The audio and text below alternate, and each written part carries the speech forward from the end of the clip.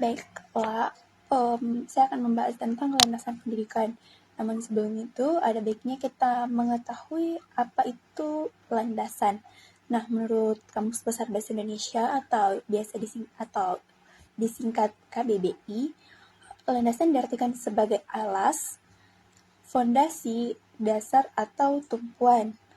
Lalu, menurut Syarifudin 2012, landasan adalah suatu alas pijakan atau dasar pijakan dari sesuatu hal atau titik tolak dari sesuatu hal atau sesuatu fondasi tempat berdirinya sesuatu hal.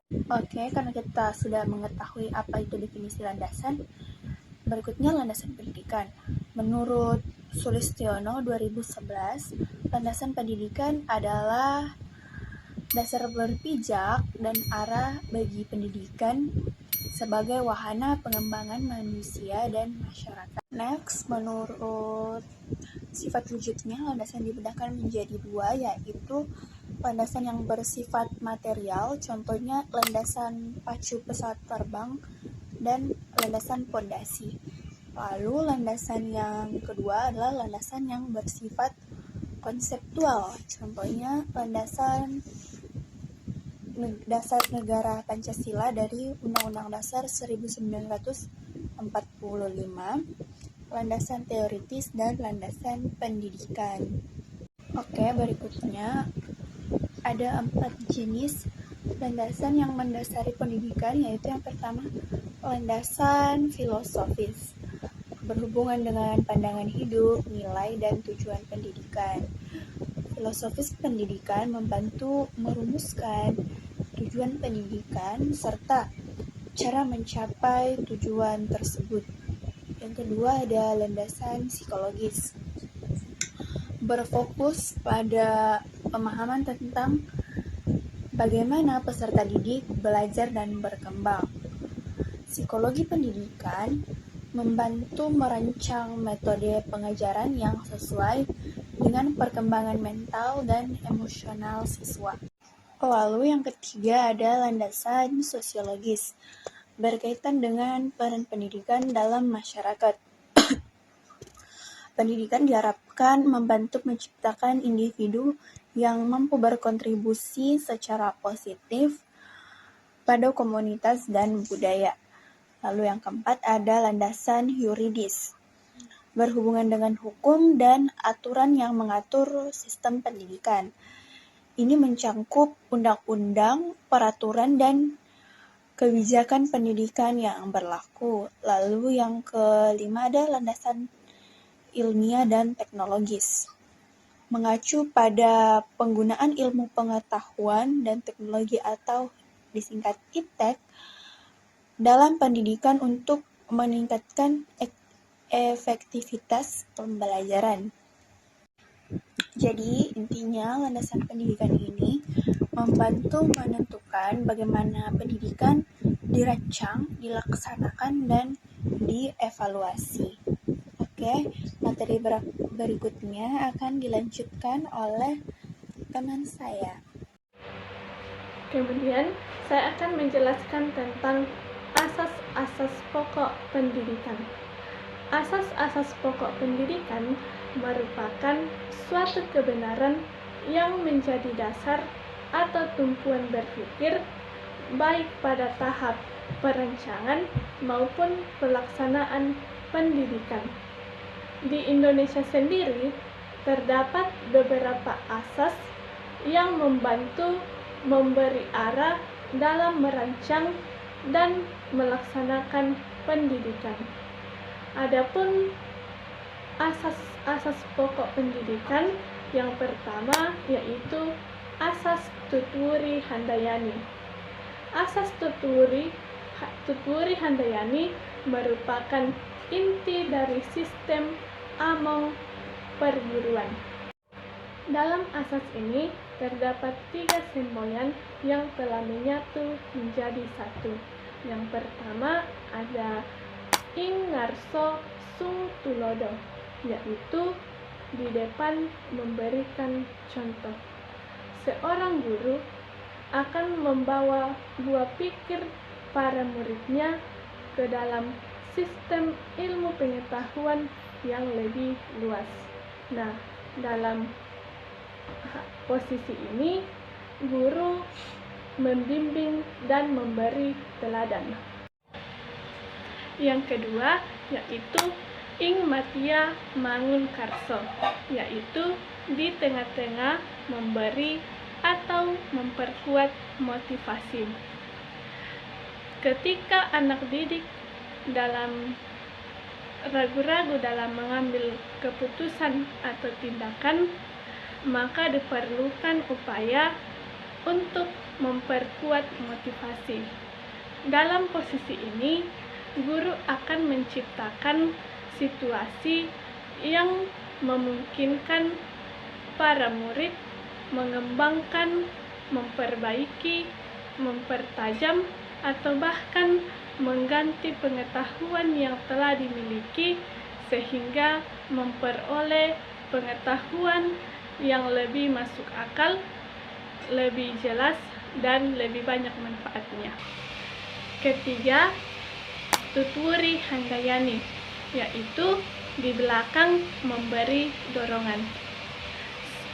Setiap anak didik diberi kesempatan untuk melakukan usaha sendiri, dan ketika melakukan kesalahan itu tidak menjadi masalah, karena menurut Ki Hajar Dewantara, setiap kesalahan akan membawa pidananya sendiri, dan setiap kesalahan bersifat mendidik. Sebagai pendidik, hendaknya mampu menyalurkan atau mengarahkan perilaku dan segala tindakan siswa untuk mencapai tujuan pendidikan yang telah dirancang. Asas yang kedua yaitu asas belajar sepanjang hayat. Asas ini merupakan sudut pandang dari sisi lain terhadap pendidikan seumur hidup. Seiring dengan berkembangnya iptek yang amat pesat, maka terjadi juga perubahan pesat dalam aspek kehidupan. Akibatnya, apa yang telah dipelajari seseorang beberapa tahun yang lalu dapat menjadi tidak berarti karena sudah tidak relevan dengan masalah kehidupan yang dihadapi. Implikasinya adalah kita dituntut untuk mau dan mampu untuk belajar sepanjang hayat. Dan asas yang ketiga yaitu asas kemandirian dalam belajar. Kemandirian dalam belajar adalah aktivitas belajar yang sedang berlangsung, yang didorong oleh kemauan sendiri, pilihan sendiri, dan tanggung jawab sendiri tanpa bergantung kepada orang lain. Penerapan asas pokok pendidikan ada 3, yaitu penerapan asas belajar sepanjang hayat atau belajar seumur hidup. Lalu yang kedua, asas tuturi handayani. Yang ketiga, asas kemandirian belajar. Berikut ini adalah beberapa penerapan dari asas belajar sepanjang hayat atau belajar seumur hidup. Yaitu penerapan yang pertama, menciptakan budaya pembelajaran di masyarakat. Lalu yang kedua, mendorong individu untuk terus mengembangkan pengetahuan dan keterampilan. Lalu yang ketiga, memanfaatkan berbagai sumber belajar termasuk informasi teknologi, membangun sistem pendidikan yang fleksibel dan adaptif. Ada beberapa strategi yang bisa dilakukan untuk mengimplementasikan penerapan tersebut, yaitu yang pertama, program pendidikan yang berkelanjutan, akses belajar yang mudah untuk dijangkau, kemudian mendorong individu untuk terus membaca dan menggali informasi. Penerapan yang berikutnya yaitu dari asas tuturi handayani. Asas Tuturi Handayani ini terdiri dari 3 prinsip utama, yaitu prinsip yang pertama, Ingar Sosung Tulodo, di depan menjadi teladan, yang artinya pendidik harus menjadi orang yang dapat diteladani oleh peserta didik. Lalu yang kedua, menunjukkan sikap dan perilaku yang dapat dicontoh oleh peserta didik. Yang ketiga, membangun kredibilitas melalui tindakan yang nyata. Prinsip yang kedua yaitu Ing Madya Mangunkarso, di tengah memberi motivasi, yaitu memberi dorongan dan motivasi. Lalu yang kedua, membangun lingkungan yang mendukung kreativitas serta mendorong peserta didik untuk mengembangkan potensi. Prinsip yang ketiga yaitu Tuturi Handayani, di belakang membangun kemauan.